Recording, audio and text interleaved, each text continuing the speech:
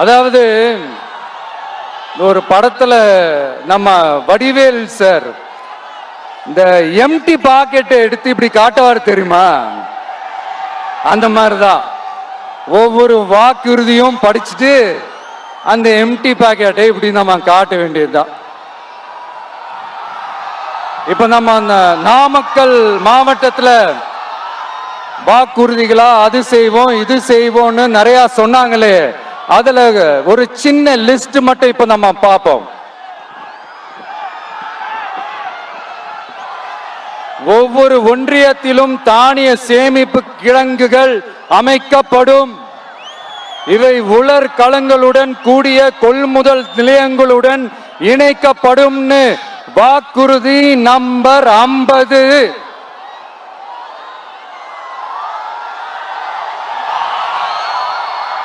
கொப்பரை தேங்காயை தமிழக அரசே கொள்முதல் செய்யும்.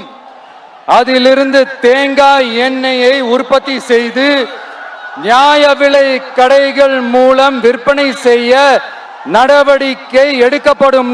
வாக்குறுதி நம்பர் 66.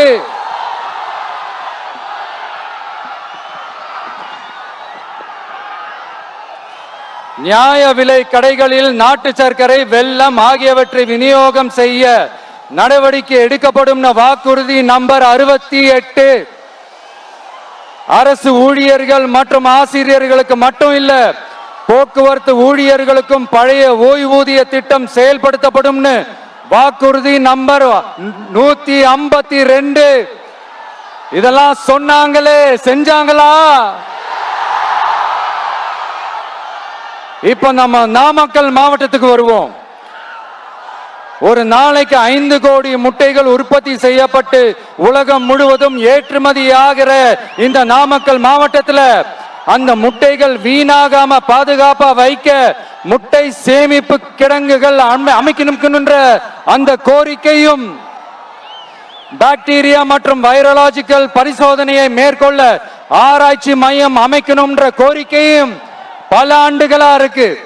ஆனா அதை இதுவரைக்கும் ஆண்ட கட்சிகளும் சரி, இப்ப ஆளும் கட்சிகளும் சரி, அதை பத்தி கொஞ்சம் கூட யோசிக்கவே இல்லை.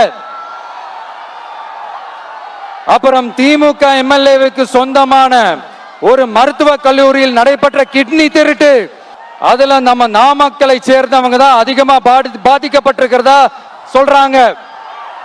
அதிலும் குறிப்பா விசைத்தறியில் பணிபுரியும் ஏழை பெண்களை குறிவைத்து அந்த கிட்னி திருட்டு நடந்திருக்குன்னு சொல்றாங்க.